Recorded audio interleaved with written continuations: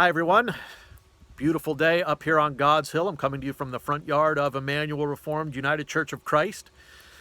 The sun is shining. The sky is blue. There are big fluffy clouds in the sky. It's good to be with you. I just recently received an email from Todd Bolsinger, who is a professor at Fuller Seminary on the West Coast. And in the email, he made a statement that really caught me off guard. And the moment I saw it, I said, that's exactly right. I want to think about that some more. And the quote was this: that people in churches do not resist change, they resist loss. And that caught me so off guard, but it was so perfectly stated. People do not resist change in the church, they resist loss. And I think that's absolutely true. One of the things that happens when churches are in conflict is the conflict is over what kind of institution are we going to be. And if we have to give up something to be something new, that's a sense of loss. And we're so afraid in American society to talk about loss. It's almost blasphemy to mention loss. Look at your stock portfolio. It has to go up and up and up every year. Otherwise, you feel like you've been cheated.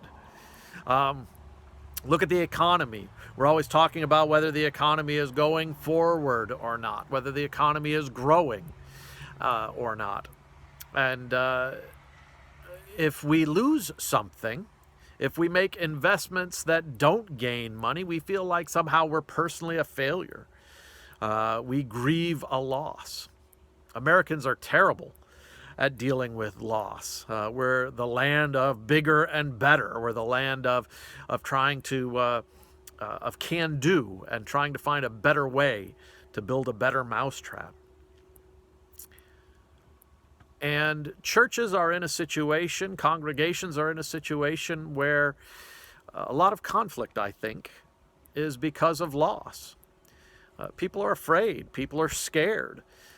Many of the conflicts that I can think of over my 20-some year career in working with congregations and in being a pastor of 2 congregations has been about trying to negotiate a world where things are lost. Think back for a minute, if you will, to a Christmas Eve service of your childhood and think about all the things you love about it. You love about that service, and then imagine that you can't have that service anymore. Imagine that something has changed, and you will see what I mean about loss. For some of us, the things we loved, we're seeing family and friends and the church packed. And since that doesn't happen that much anymore, we're grieving a loss. We're grieving a loss of that packed church.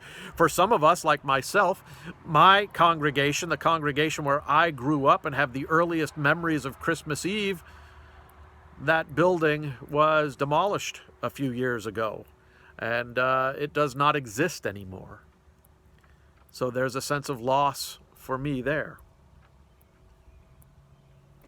For others of us, pastors sometimes walk into this accidentally. They don't realize that this congregation on Christmas Eve always starts the service with, "O come all ye faithful." And the one year that the congregation doesn't do it because the pastor didn't know or didn't respect the tradition of the congregation, well, they hear about it. They find out about it, that the congregation really values that. And it's not because they value it in a superficial way, but because when it's not there, it is a loss. So I invite you to think about this a little bit. We need to do a better job. Loss is all around us. We need to do a better job of explaining loss. We tend to be, this is another thing Americans do an awful lot, and I'm guilty of this as much as anybody. We tend to grit our teeth and grin and bear it. You know, if you lose something, well, that's just the way the cookie crumbles. You know, you just gotta be tough, and you gotta deal with it. You don't think of Clint Eastwood or Batman dealing with loss very well. There's this stoic sort of just get the job done. All our major heroes, John Wayne, all the Western heroes, don't deal very well with what we lose.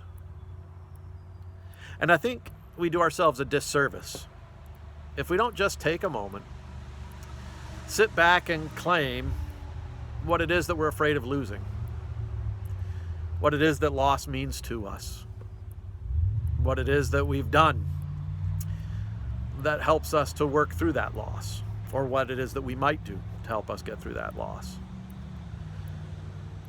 With change comes loss. There's no way around that. There's no way around that. But with change, there's also grace. There's also God. There's also newness. And I believe that God will see us through. So I invite you today to meditate on your losses. Not a very fun topic sometimes, but to meditate on those losses maybe that you haven't even thought about, that you haven't even moved into thinking about yet. This certainly is in line with what I've been preaching about in the book of Job. If you haven't checked that out, check out my sermons for the past 2 weeks.